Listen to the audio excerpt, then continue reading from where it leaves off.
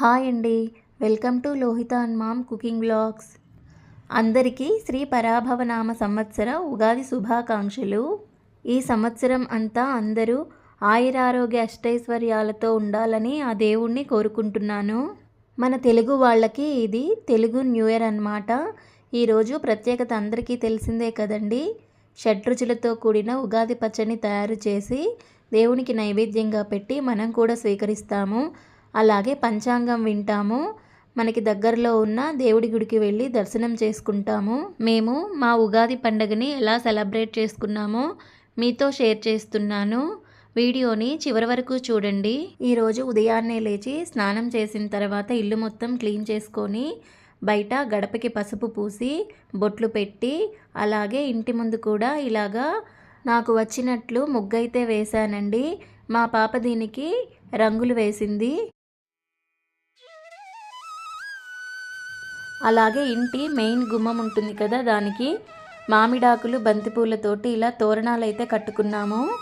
అలాగే main door మీద కూడా గంధంతో స్వస్తిక్ ఓం వేసి దానికి కుంకుమ బొట్లు కూడా పెట్టాను. ఇలా గుమ్మాలకి మామిడి తోరణాలు కడితే అవి వచ్చే కళే వేరు కదండి. ఇల్లు మొత్తం కళకళలాడుతూ ఉంటుంది. మెయిన్ గుమ్మానికే కాకుండా ఇలాగా హాల్కి కిచెన్కి మాకు సపరేషన్ ఉంటుంది. ఇలాగా ఆర్చిలాగా దీనికి కూడా బంతిపూలతోటి తోరణంలాగా కట్టాము. చూడడానికైతే చాలా బాగుంది కదండి.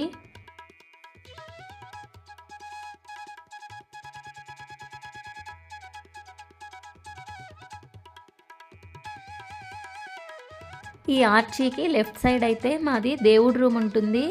ఈ దేవుడి రూమ్కి కూడా ఇలాగా బంతిపూలు మామిడాకులతోటి తోరణం కట్టాము.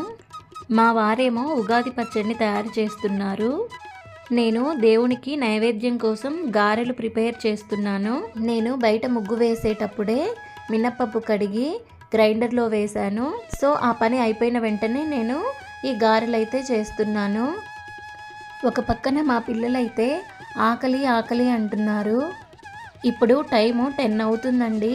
ఎంత తొందరగా చేద్దామన్నా కూడా పండగ రోజు లేటే అవుతుంది.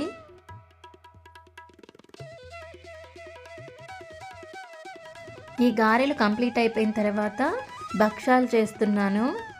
నాది ఆంధ్ర అండి, మా వారిది తెలంగాణ.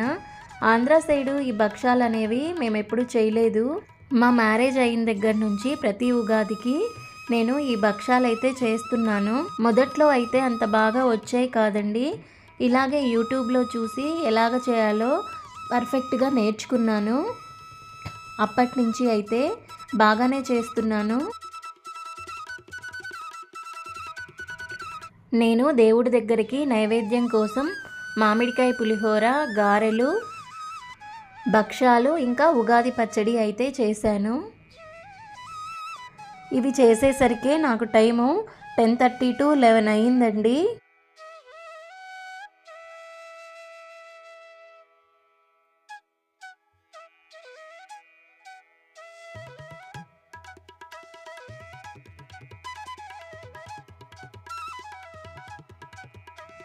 వంట కంప్లీట్ అయిపోయిన తర్వాత దేవుడి పటాలన్నీ శుభ్రం చేసుకొని పూజ అయితే కంప్లీట్ చేశాను.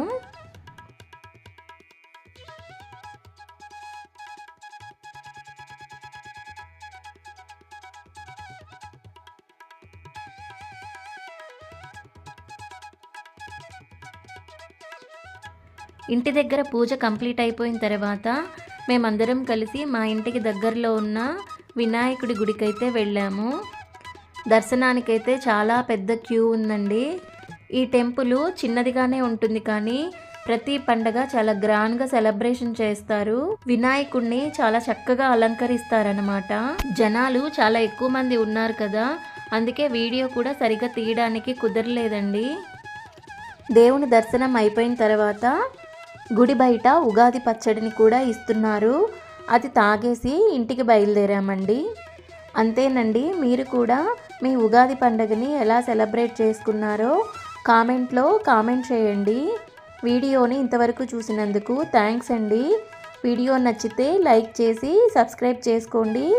Thanks for watching.